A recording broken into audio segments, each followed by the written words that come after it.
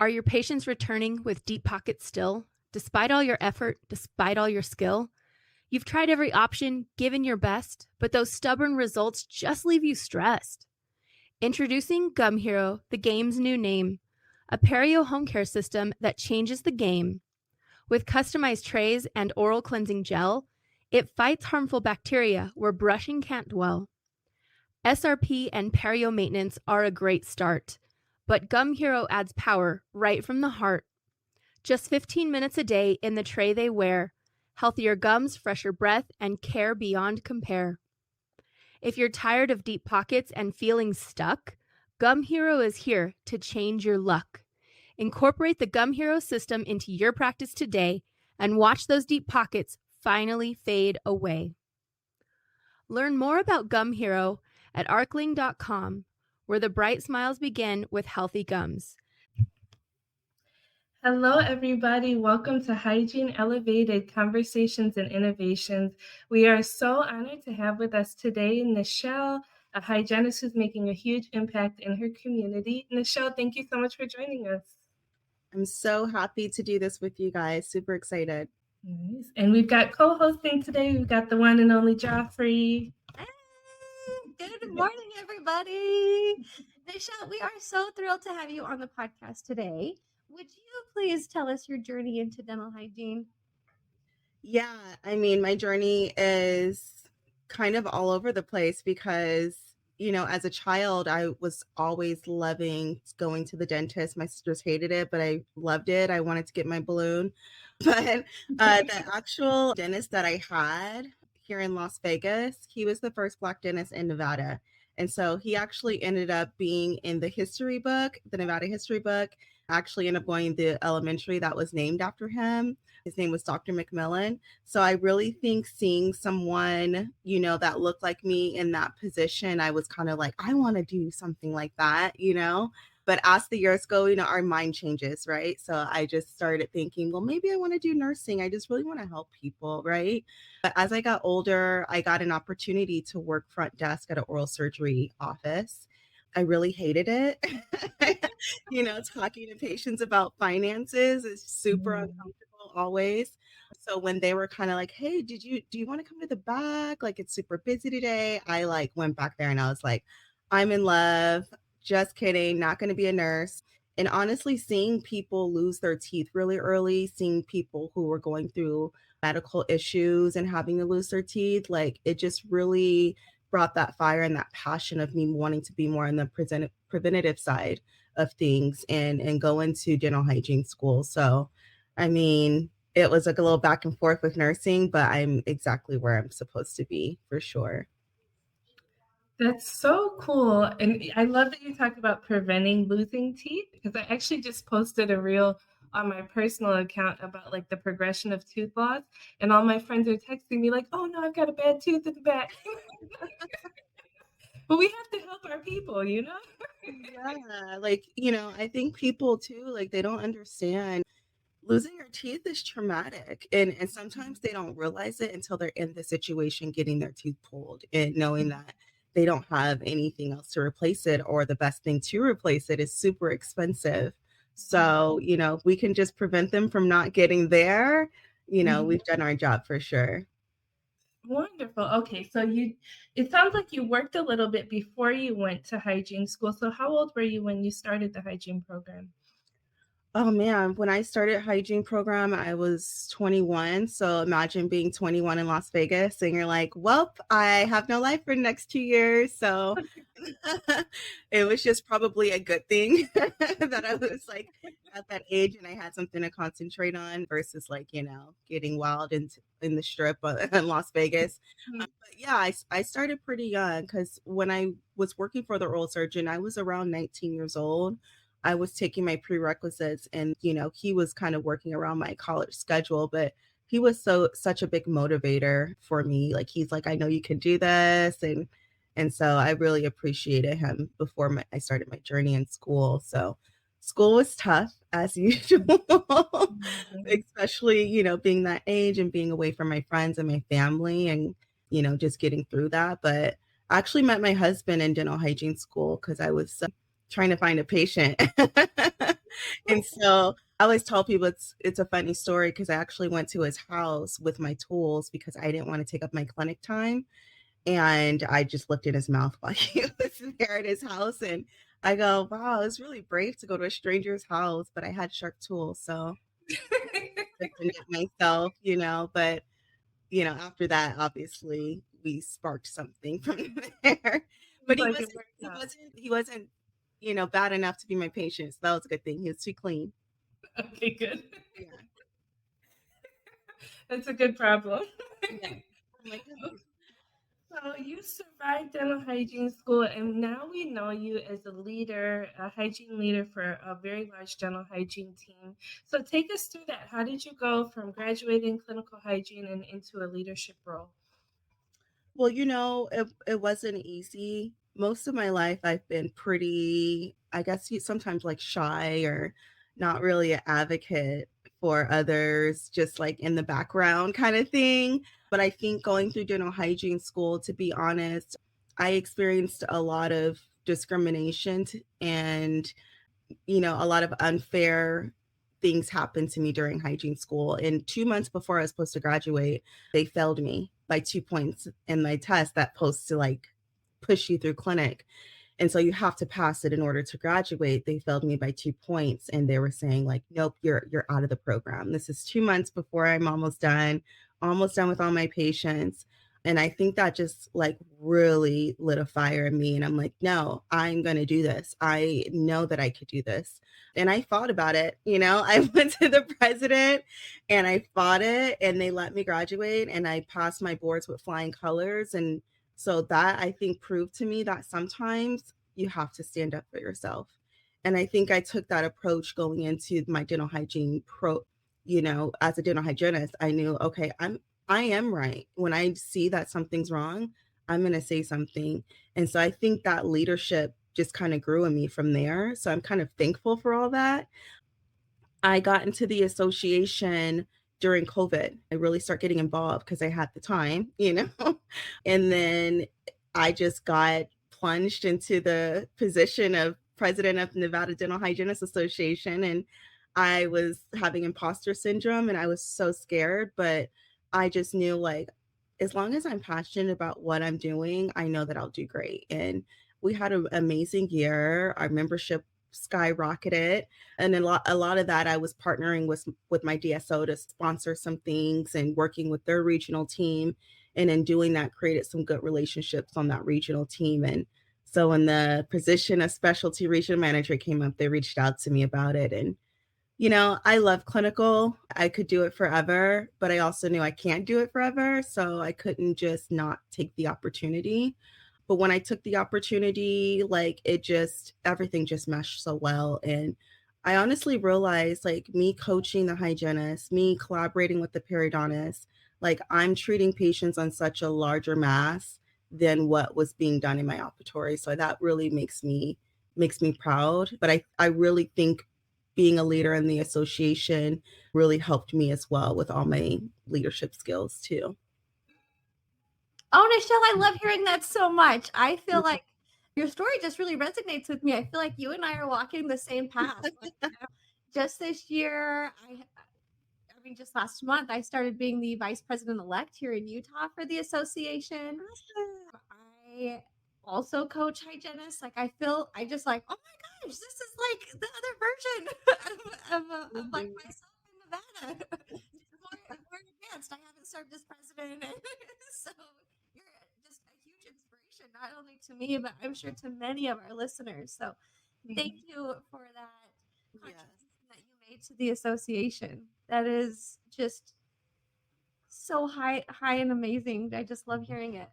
Yeah, I mean, it's not something that's easy. And I'm sure, as you're going through right now, we as hygienists, we have to come together. And I think it's so important that we're involved in our association because this is how we elevate our role. This is how we progress. And I'm still heavily involved. I just mentored this past president that handed her title over just now in October. And just to watch her grow too and go through, we all need different ideas and different viewpoints in these positions. so that we can really grow. And so I'm proud of where we've come from where I started with the association to now it's really growing. That's really cool. So I don't know if you know, all three of us have left clinical hygiene or in hygiene leadership roles right now. And so we need to take some notes and help each other out, right? Yeah. I know a lot of hygienists are interested in elevating their careers or maybe going into leadership positions. So, in your case, was there anything that you did to prepare yourself for that role? I know you mentioned being involved with the Hygiene Association, but did you do any additional education or did you do anything within your DSO that helped you land that position? Yeah, I mean, I can say that I'm lucky enough that my DSO, like they are super, I mean, education oriented, right? So there's a lot of training on financial reports, analyzing data, pulling out opportunities. It was overwhelming, when I first got into that side of things. I'm like, I don't know these reports. I don't know how to read any of this or analyze it. But as I started to really dive into, we actually have courses on it, we actually have training on it. I felt like it was free college, to be honest, because I'm Mhm. basically learning the business side of thing of the top line budget and the bottom line budget and our net profit, and just everything has been so amazing, and I'm loving, and I'm still learning of the business side. But for me, I think it's so cool that we're clinicians in these leadership positions. It's important because we understand what goes on in the trenches, right? So we can be realistic so that when we do find things in a report where we see the opportunities for our hygiene program to grow or to be better, we're able to approach it in a clinical way and really relate with that clinician and bring out the why. Because let's face it, a lot of hygienists, sometimes they're not going to be motivated by, oh, well, your office is not hitting budget, right? We can't really say that. But if we see there's an opportunity that maybe we're not diagnosing as much perio as we should be, or maybe we're not using laser therapy the way we should be, and they just need help with their verbiage for acceptance, that's when I can sit down and scrub up and be beside them and review x-rays and prep for their next day and say, hey, here's where the opportunities lie. And really all of this, the big picture, we're taking care of our patient at the end of the day, and the numbers will come. Mhm.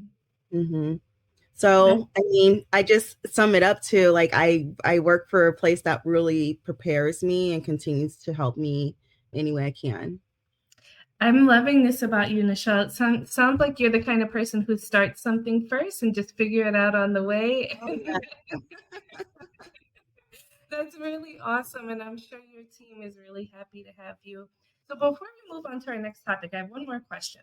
So Sure. let's say you have a hygienist that you want to motivate them, but they seem a little resistant or unmotivated. What are some things that you do to work with them to try to help get them more engaged?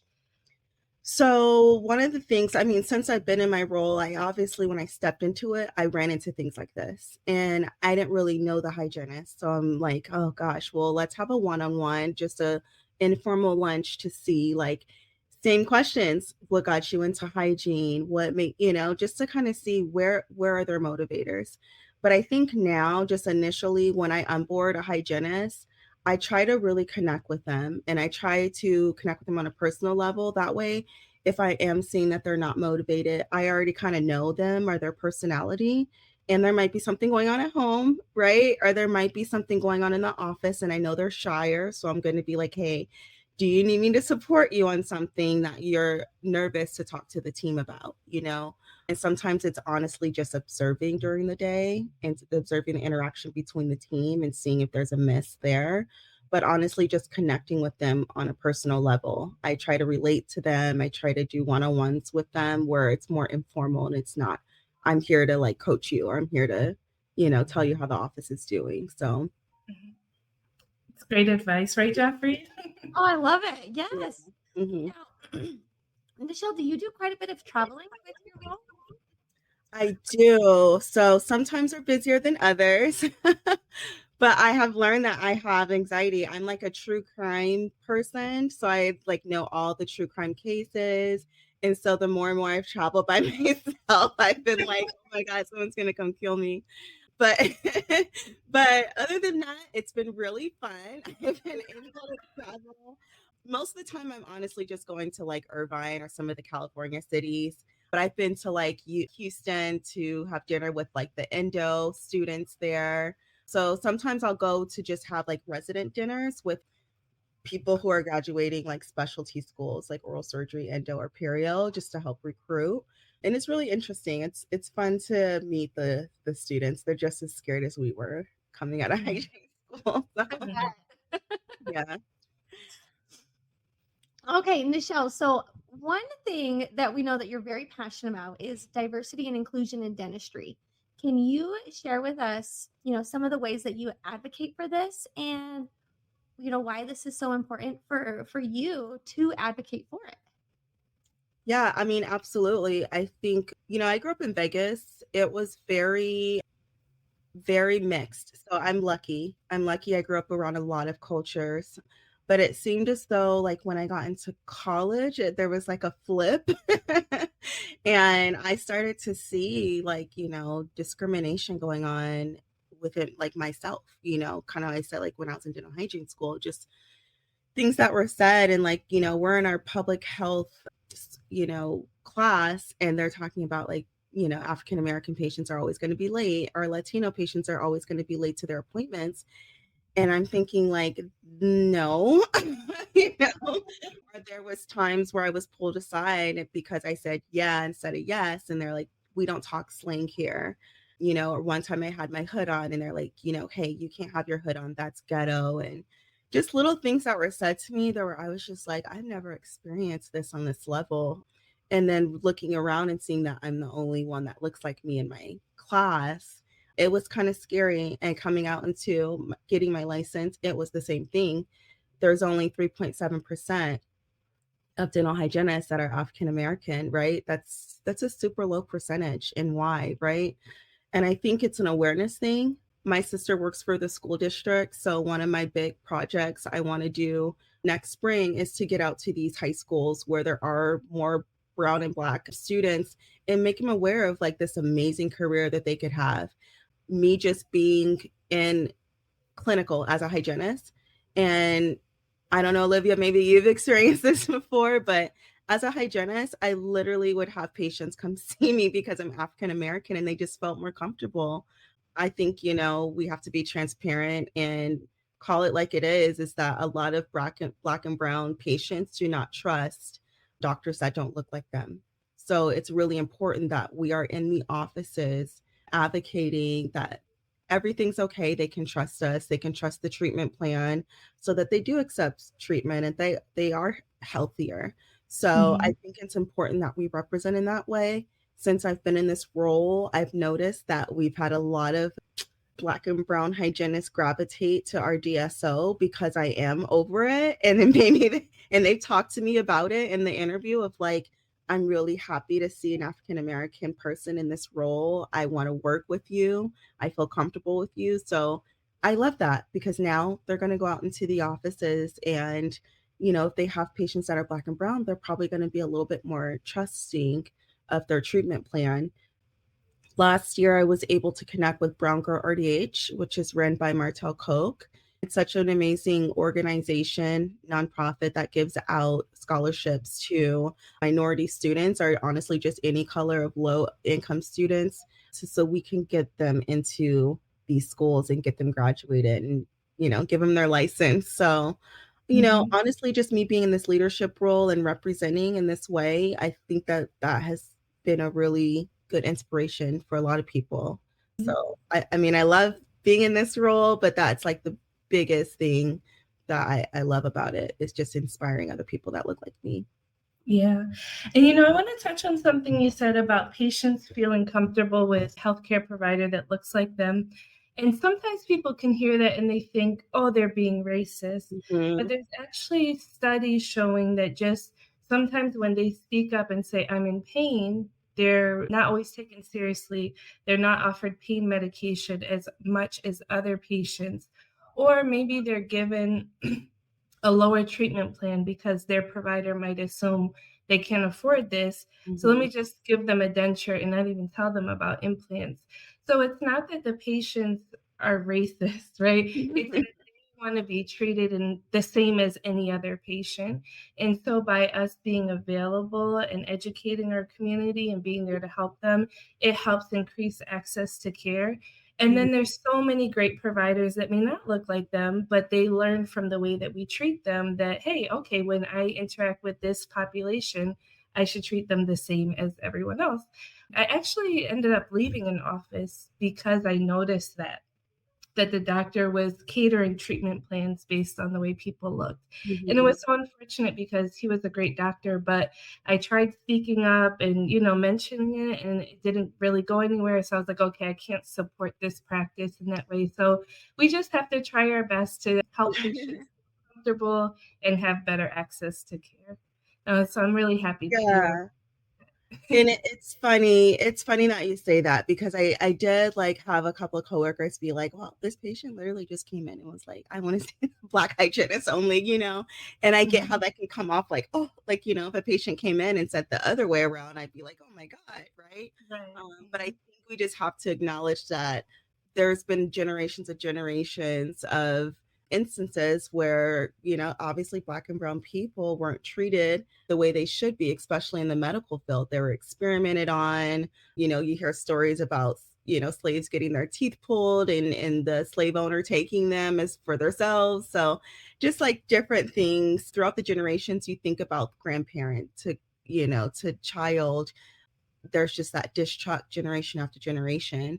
And I've worked for many doctors that never ever discriminate or do anything. But like you said, I have experienced those kind of situations where they're not being presented the same treatment or even treated the same just because of the color of their skin, which is unfortunate. And even myself, I've gone through that.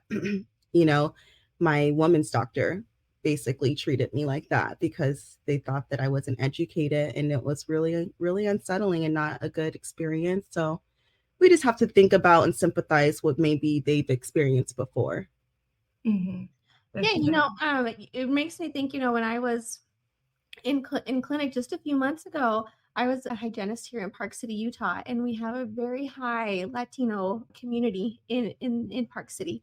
And my patients, they don't know like my married name is Herrera. They just don't see me as a Herrera, right? And I don't speak Spanish, and so I would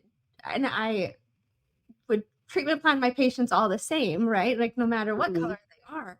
But what I want to get to, the point is that my front office, Maria, she spoke Spanish as a Latino woman, and she would close all my treatment cases for me for these Latino patients because they trusted her, who has no hygiene education, over me. So Maria and I had a great system. I'm like, okay, I have said everything I can, and now I need you to reiterate it. And then she would, but they trusted Maria more than they would trust me. And I was just so grateful to even have her on my team to do that for the community because I couldn't close it myself, and they really needed that treatment.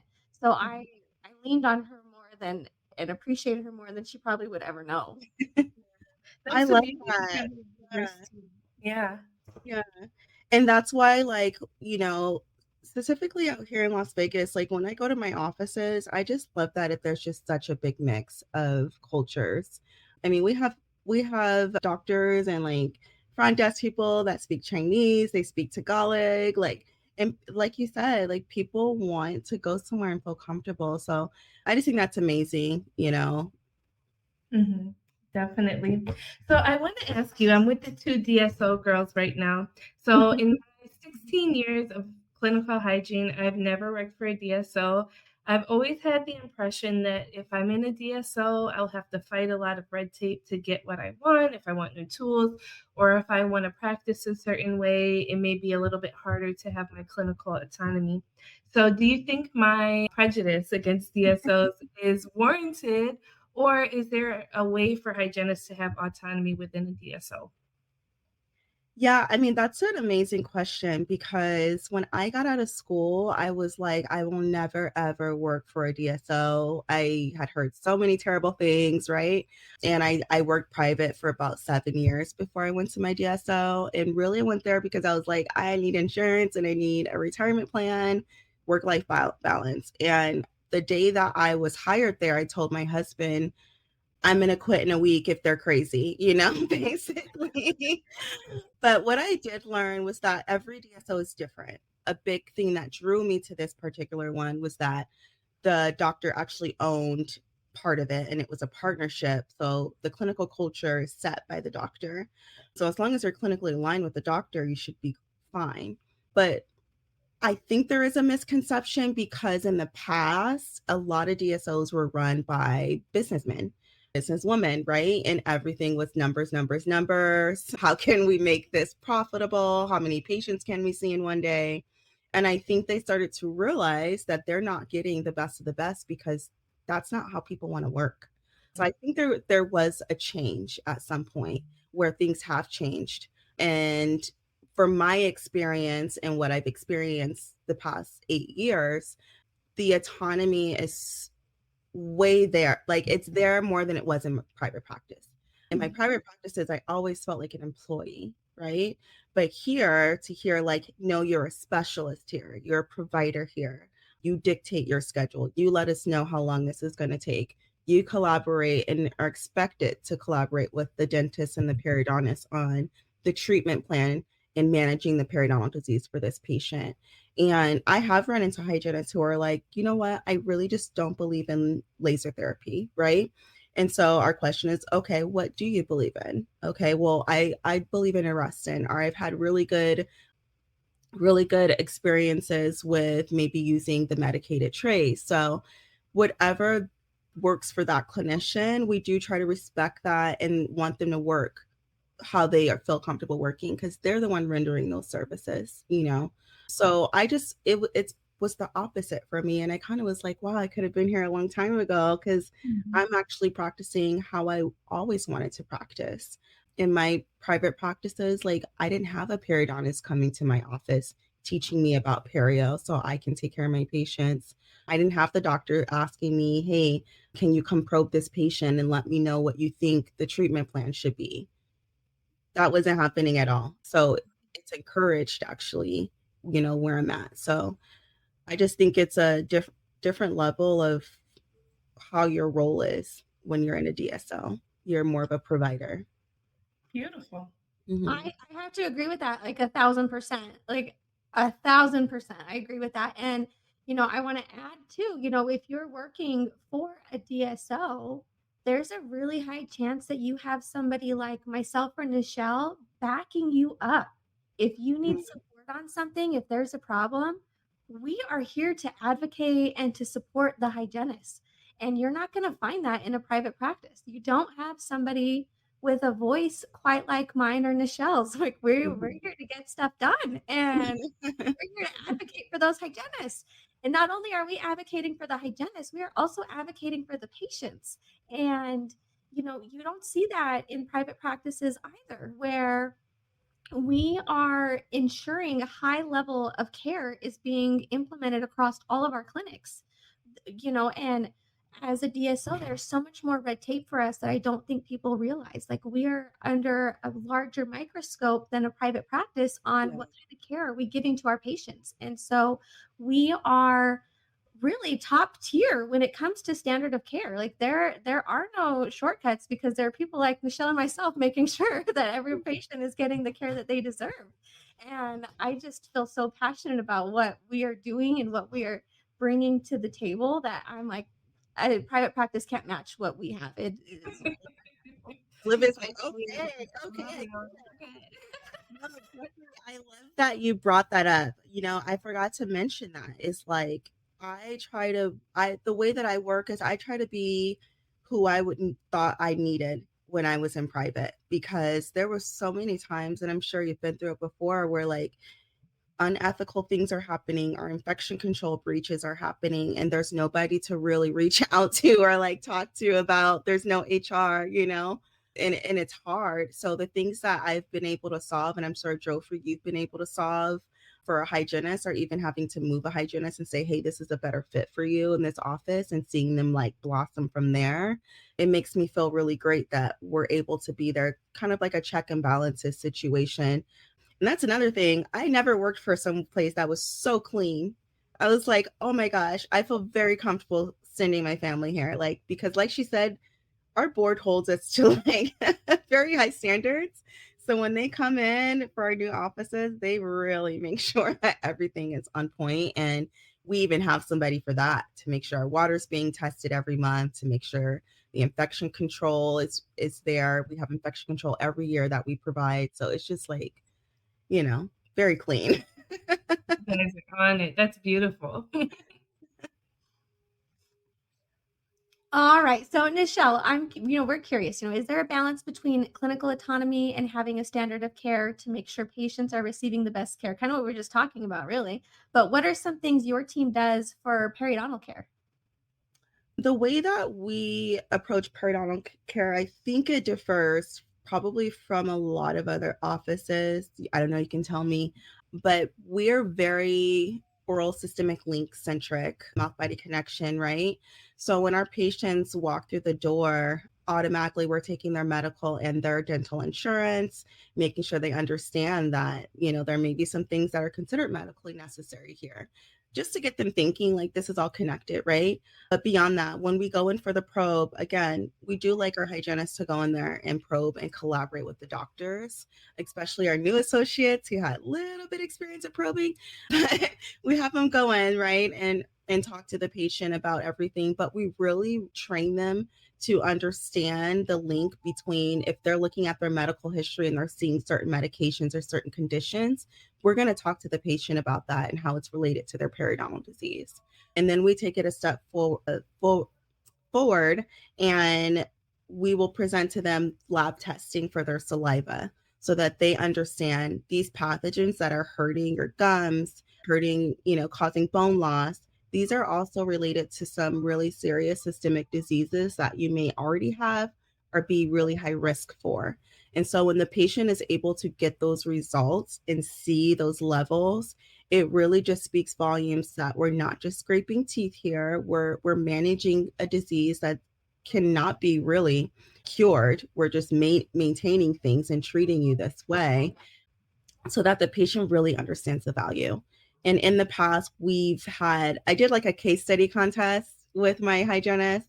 And so one of our top winners, we had a patient who did the salivary diagnostic testing. Her FN, which is related to preterm birth, was just off the charts as far as the level it was on before scaling and replaning.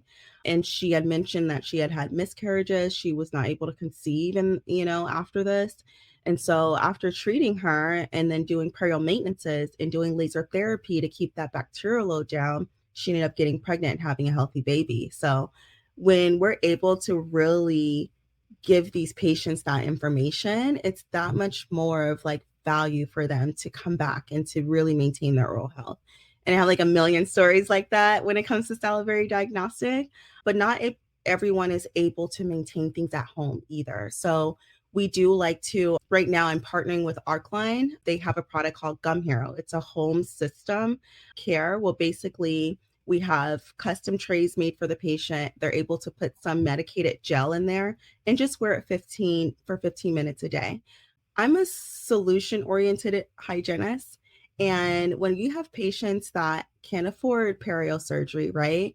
Or they're medically compromised and can't get perio surgery, or maybe it's dexterity, maybe they have Parkinson's disease, maybe they're special needs. Like, I want to give them a solution to help them at home. And so having those trays that you can put medication in them, and they kill those harmful bacteria that they can't reach, right? They can floss, brush 3 millimeters, but that medication can get down deeper in there, kill the harmful bacteria while we're trying to maintain things. I think it's just a phenomenal solution as well. So I'm really excited to partner with them so we can get a solution out there for our patients. Okay, so to be honest with you, I had never heard of them before, but I know there's some other brands with like similar products or similar gels. So what makes them different? So I've tried to partner with other companies like this. What makes them actually really different is their cutting technology. Like, right, they do 3D models. You're able to scan 3D, send it in. So these trays are going to be really customary, right? They're going to fit the patient really well. And that way, there's very small room for error for the patient not to get that medication in the right areas it needs to be. So that's one thing. It's just the technology that they use and the computer assisted design they use to make sure the trays are super customary. I did love their lab fees because they're a lot lower than what I've seen before. But also, I really love how hands on they've been. So they're willing to come out and do training, work with your clinicians on verbiage, work with them on identifying who these candidates would look like. Right now, I'm starting a case study and I'm really excited about it because my stepfather has moderate to advanced perio and he also has diabetes and his HbA1c is like 8 and 9. It fluctuates, right? And so I can't really send him for surgery with the periodontist because the healing just won't be there with those kind of numbers.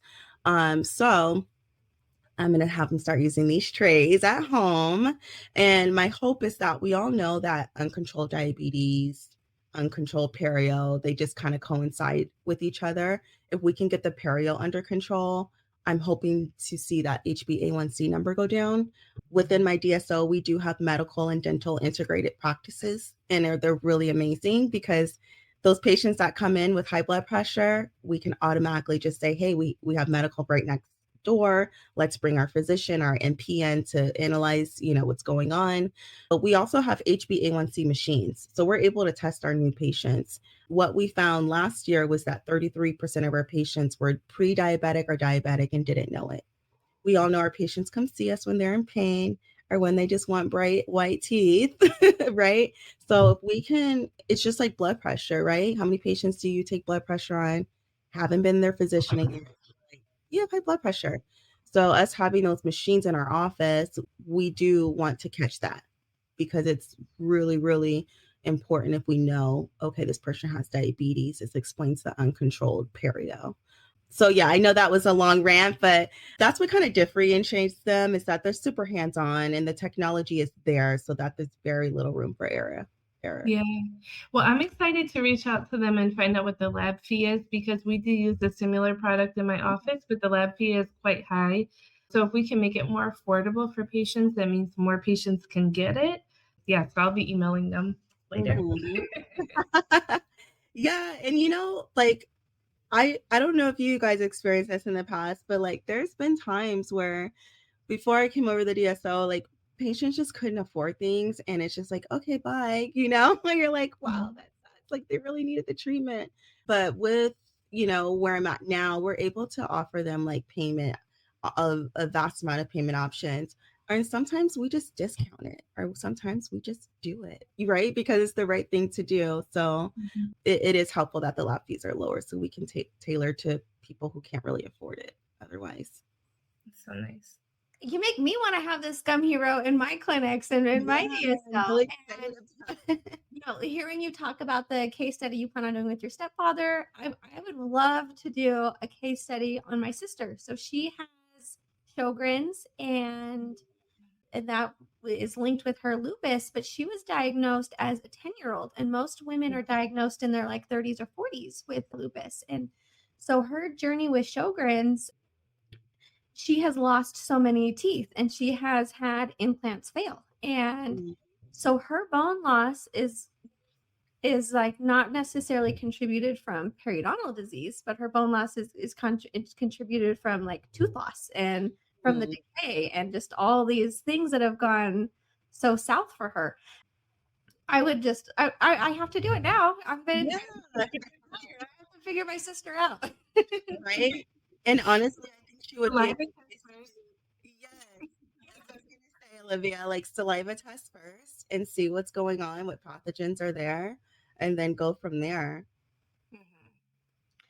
So with the Gum Hero, how is this product changing the way that the periodontal management approach? So for me, we know our patients don't do what they're supposed to do all the time at home. No, And not my case. they have all these excuses of why they can't floss, why they're I mean, Mhm. the best excuse I got, my one of the hygienists, like, this patient just told me that she's too dehydrated to floss right now. Yes, we live in Las Vegas. It's super hot. I get it. We're tired, but really, like, come on. So so it's not just those cases I talked about where, there's a situation where we really just need to be aggressive and, they just kind of fall into that line where they can't get surgery. But even honestly, like I have the trays right now and I'm super excited because I had a couple of fours and I was like freaking out. Just for patients who want healthier mouths, right? So if we're able to not only brush, floss, maybe we don't floss as much, but we have this medicated a home system where we can kill the really harmful pathogens that are causing bleeding, that are causing inflammation, causing bone loss. It really can just help the management at home because that's really, and we talk to our patients about it too. You do that scaling and root planing, you do your laser therapy, you tell them how important it is to do the right things at home, but life happens and it doesn't Mhm. always work out for them if they're having dexterity problems or maybe they're elderly or, there's so many cases. So just making sure that we're doing everything to help them at home to maintain, this disease is really changing the game. Now we have something else, a solution. Yeah. And you know what? I found I putting patients on tray systems, maybe they start it hesitantly and then they get like, oh, I can't go without it because their breath is Yeah. fresher, their teeth are whiter. And when you tell them 15 minutes at first, they're like, what? But I just tell them wear it when you're in the shower or when you're washing dishes, when you're Right. watching a TV show, like double up so that way it's easy. It doesn't feel like this huge extra thing to do. And the patients end up really loving it. So it's good. Becomes a good habit. Mhm. Mhm. Okay, so if any of us wanted to find out about using Gum Hero in our office or find out about the lab fees or like, do you need a special scanner? Like, how do you get started? Well, honestly, you can use anything as far as impressions. If you have a digital scanner, great for the patient. We all like using that versus regular impressions, but you can do regular impressions too. So either or you can do, and just making sure the impressions are good enough, at least 4 millimeters below the gum line, so that we know that medication will be able to get down where it needs to go. But afterwards, you can actually go to app.arcline.com to prescribe the trays to your patient. They'll take care of everything from there. If you just want to learn more about it, you can go to arcline.com. That's ARKLIGN.com. And then you can just register. They're really great. They're really hands on, like I said, and they can just give you all the information you need as far as like lab costs and the process. So they're just very hands on and they'll be great partners with you. Okay, thank you so Mhm. much.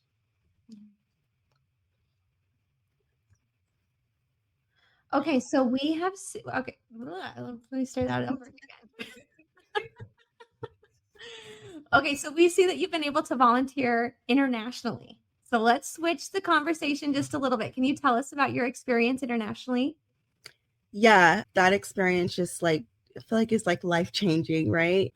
It's something I've always wanted to do. And again, I partnered up with Brown RDH and was one of their ambassadors last year, which is a really great opportunity. And they actually are the ones that connected me with the Jamaican Outreach Program. And it's actually a church and a school that has a clinic, a dental clinic on their premises. So me and the 2023-2024 Nevada Dental Hygienist President went out there and we saw like about 200 patients within the course of like 2.5 days. We were so tired. We were working like 12-hour days, but just the reaction, the gratefulness from the patients. I brought like little toys and hairpins and headbands for the kids and they were so appreciative, and we did some oral health education and like just seeing what they take as such a privilege to get dental care. I'm always knew that if I ever did it non-clinical, that I would use my clinical skills to help other people for free. So it was just such an amazing experience that it inspired me. And so now I just started my own nonprofit, and it's called RDH Humanitarian Project. What? And I didn't know this. I'm Oh, excited. It's very new. I have like 4 followers on Instagram right oh, now. I'm gonna change that today. I'm gonna follow you right now. Same. I'm following Yeah. her too. And so I'm so excited because my first project is I have a meeting next week with the medical volunteers of Southern Nevada. And so they actually have some dental clinics where they're at. And what they do is they treat patients who kind of fall through the loopholes that don't necessarily can get like state funded dental insurance. Maybe they're undocumented. There's a lot of reasons. A lot of patients with mental illness, a lot of patients who don't qualify for VA insurance but are veterans. So I'm really excited to partner with them and get some volunteers out there to start helping access to care. My ultimate goal is to raise funds so that I can send people to mission trips, across the world. Right now, I might be going to Pakistan sometime next year. We'll see, but I'm really excited about it. So I just really feel passionate about helping other people. If you have those skills, like, put them to use in a good way. Yeah. Okay, I have to interject here. Olivia, earlier in the conversation, you had asked her like what kind of skills she had done to land the position she currently has.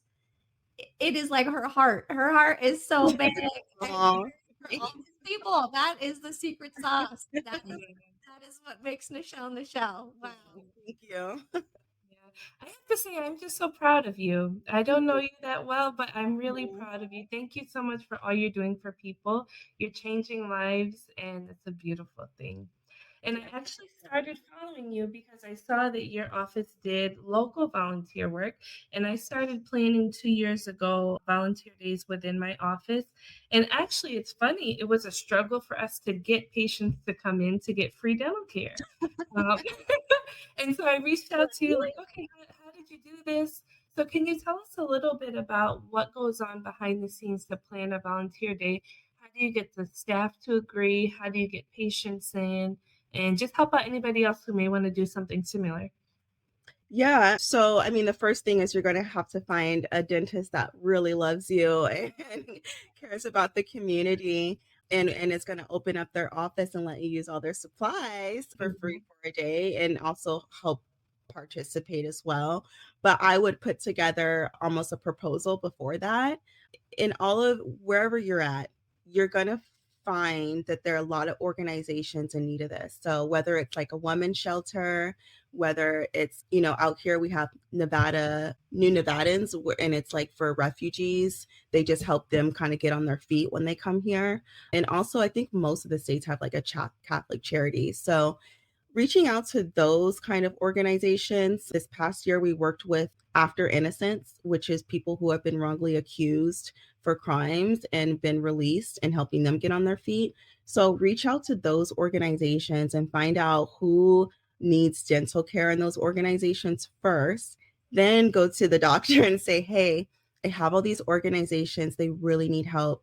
Would you be willing to sacrifice a day of, of care where you would be rendering services, me, and really we want to do priority. We're not going to, do any kind of rehab. It's like, this is the worst tooth, it's going, or this is the worst tooth, let me do a crown. We'll do the scaling and root planing. We'll definitely take care of the hygiene part.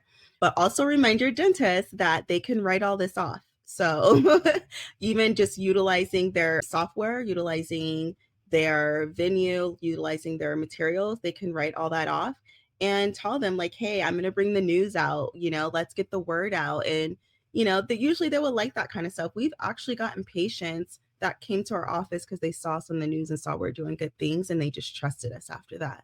So I would say that's the best way is to find some organizations that are really, really in need and present it to the doctor and let them know what it's not just benefiting the patient, it's going to help your practice, to be honest. So it's a Definitely. win-win. Yeah, I find the patients that are aware that we do volunteer care in our office, they just love us more. They feel more attached to us, and they feel like they're supporting a good cause by being a patient in the office is also kind of their way of giving back as well. So we've actually seen our patients become very, very loyal to us.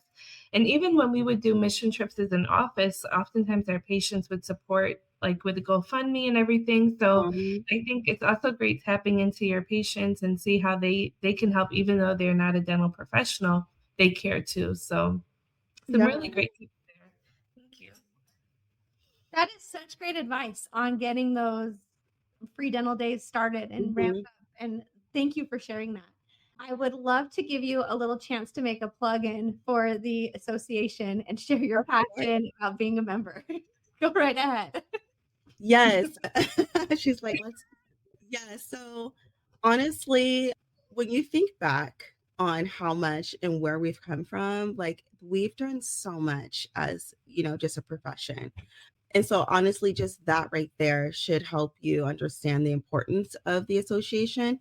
I think a lot of times what I get is like, well, what is the money? Where does the money go? Like, I don't get it, right?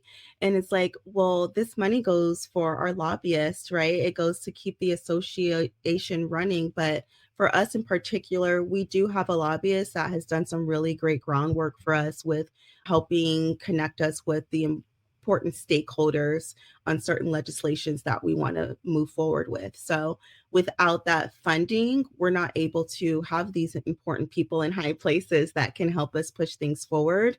And also it's just a sense of community and voice. This is your profession. If you are passionate about something, we need to know about it. Maybe it's something we haven't thought about, something we want to pass legislatively, So just us all together, staying together. I was just at the CDHA event last week. They do such an amazing job as well. They've done so much, they've progressed so much. They're like literally somebody a group I look up to because, their dental hygienists can work on their own in rural areas and help people who really need it. So I would just say if you want to keep your license and and practice on the scope of care that you deserve with your education experience, you definitely should be a part of your association and support us.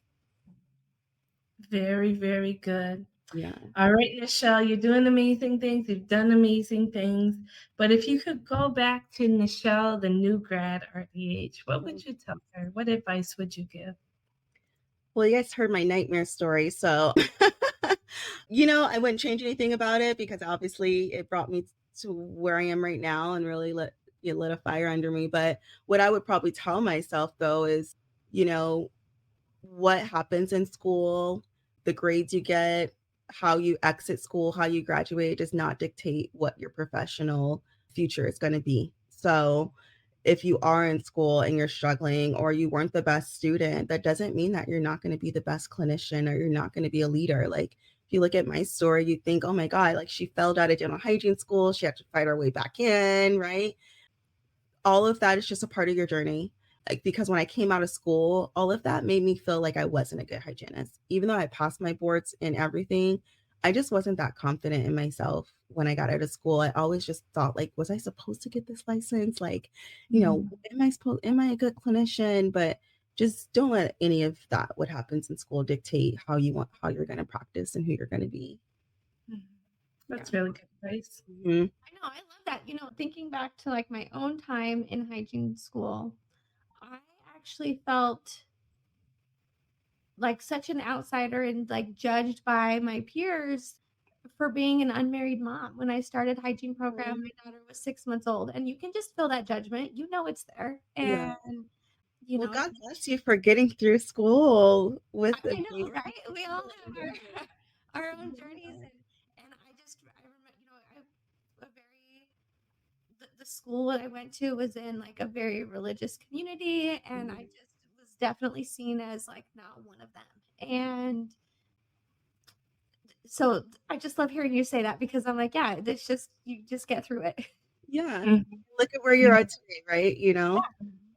But in the moment, it's like, oh my God, like, And your patients don't know and will never care. But it's funny, I almost failed out of dental hygiene too. But I always felt like a great hygienist clinically, but I was very young. I was 20 when I graduated the program. oh my God. And the reason I almost failed was because one day I was like on sterilization and I was supposed to sterilize a whole bunch of cotton gauze for like something else, and I didn't do it. And I'm like, wait, I did all of this for these past couple of years and I have great grades. I finished my clinical things and I'm really gonna not graduate because of that. Oh my And God. so my teachers met and it was like a whole big thing. And finally they decided to let me graduate, but also I had to fight for it. And I couldn't believe it. But I feel like they make hygiene school so unnecessarily stressful. Yeah. It's like, yes, our job is hard, but it doesn't have to be this hard. No, and that's the thing too, like, and I'm sure Joffrey too, like, I get these new grads and I just got my round of new grads, and I feel like my job has been to like honestly be like, you're amazing, you're great, you can do this, and like pump them back up because you can see it in their face. They're so defeated because of, Mhm. in hygiene school, they just make it so, painfully difficult, right? Mhm. And you don't feel like, woohoo, I got my license. I'm confident. I should have this license, right? Mhm. So it's just funny that you say that. We all Mhm. trauma bond over it. Well, and Oh you my know, gosh. the the reflections afterwards, right? Like you just made it through this incredibly challenging program. And in that program, I had one instructor who was so strict on everything. Like what color are your socks, Oh and my let me gosh. see your fingernails, and did you scrub the foot pedal before we closed up today? Like so incredibly hard. And when I look back at it now, a decade later, I'm almost grateful for some of that harshness, because that instructor has no idea what a clinician she created, because Right. I am so clean with all my stuff and I am the way that I am because of her. And so there are some aspects of that, like rigorous, that I appreciate, but some of it was like just also just a little too extreme. Like over the Um, top a little bit. you had to wear khaki scrubs. You could only wear khaki scrubs. And Oh, at that time was when orange is the new black was really popular. So it really just made us all feel like inmates. All you guys are prisoners. Oh, it's terrible. right, but last question here, Nichelle. What is something you wished you learned in school that took you a long time to figure out? Ooh, that's a good question. You know, patients are mean. I didn't necessarily feel confident when patients were mean, or they just straight up is like, I'm not going to do this treatment. So I kind of almost feel like there should be some kind of like case acceptance course or patient communication course where we understand how to overcome objections and how to talk to patients in difficult moments. Like, I was a server and a bartender and I dealt with very mean people, but I guess I just felt like it was expected and I'm just kind of like, whatever. But when you get in that professional realm and you're the professional with the license and they come at you like, no, I'm not doing that. I'm just going to get a regular cleaning. And you're like, oh, I don't know how to handle this. A lot of what I do with our new hygienists coming out of school that come to us, that's what we train on.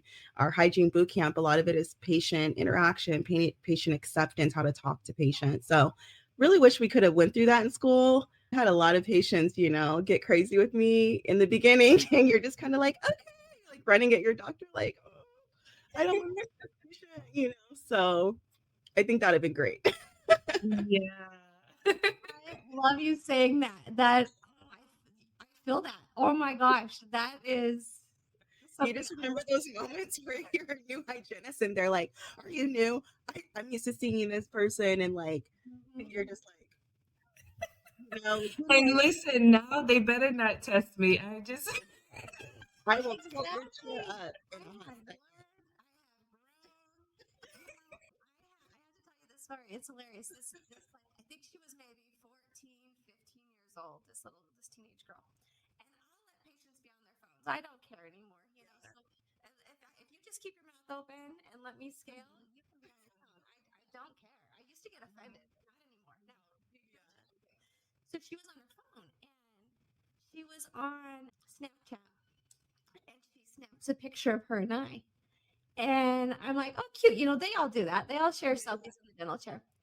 She captioned it, "This bee is making my gum hurt." And Oh I was like,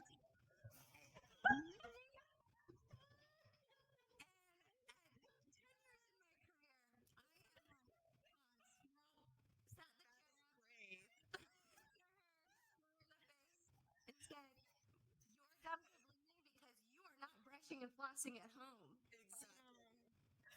The look on, she was mortified. She was like, "Oh my gosh." You're like, let me see that Snapchat. Oh, my That is so funny. I No, can imagine. I went up to the front and I called her mother and I Oh, told her mom what she did. And I said, "Hey, listen, this is so disrespectful.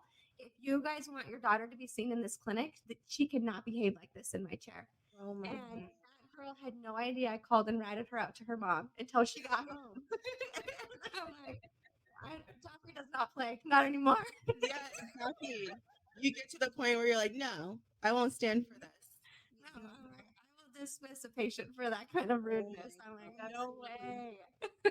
And having a doctor that will back you up and allow you to do that, what a blessing, what a beautiful thing. Oh my goodness. Well, Nichelle, this was such a pleasure and so fun to talk to you today. So thank you so much for joining us here at Hygiene Right. Elevated. Thank you guys Honestly, so your much. insight is so valuable. Anybody listening to this episode is gonna take something away. We covered so many amazing points in this episode today. So just thank you so much, Nichelle. Yeah, thank you guys for the opportunity. And then also, be on the lookout for my nonprofit because hopefully down the road I'll be giving out scholarships for mission trips and making the world a better place, like Geoffrey said. So thank you guys so much. Absolutely.